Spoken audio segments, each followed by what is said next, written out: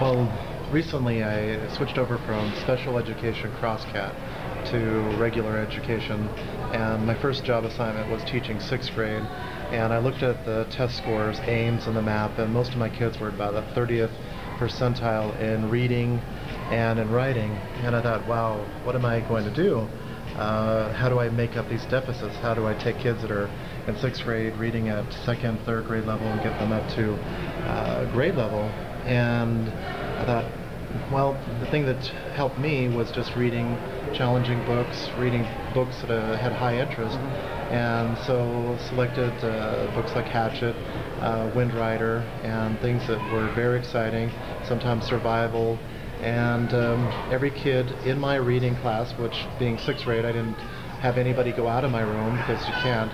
So everybody in the class had to read the same chapter book, and basically kind of did the Oprah book club, where everybody read the chapter the night before, and they would come in and we would kind of have a class discussion about what the kids had read, and immediately kids were calling out other kids, and because they would try to flub it or they try to call it in, and they'd say, well, hey, he didn't read this because he hasn't got a clue.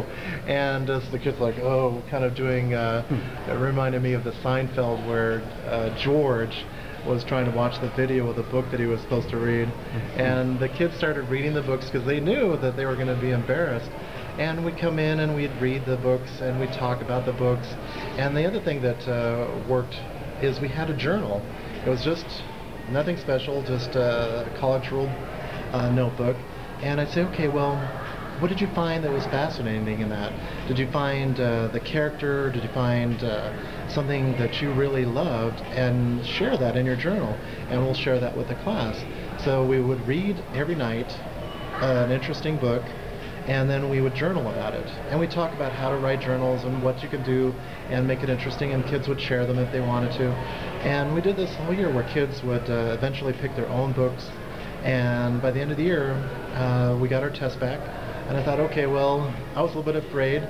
Most of these kids have been at the 30th percentile, and I thought, well, I mean, I didn't do the reading program like the school suggested, and the kids came back and they were 80th and 90th percentile, the top of the district, the top of the state for the 6th grade.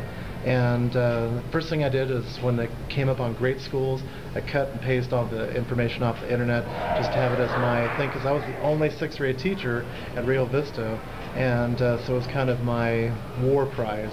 It's like, hey, all I did was take great books and journals, nothing special, and had, by the end of the year, kids that loved to read books and actually loved to write. And it wasn't anything special. It wasn't anything magical. It was just great literature and really talking about writing as a group and sharing. And the kids still come back. And Omar was one, and I still have kids that come back and they thank me.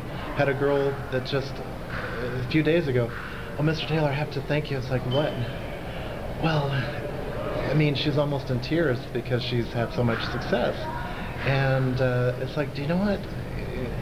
All we did was read books and write, and it wasn't anything. I look at it as like all we did was have fun and explore books.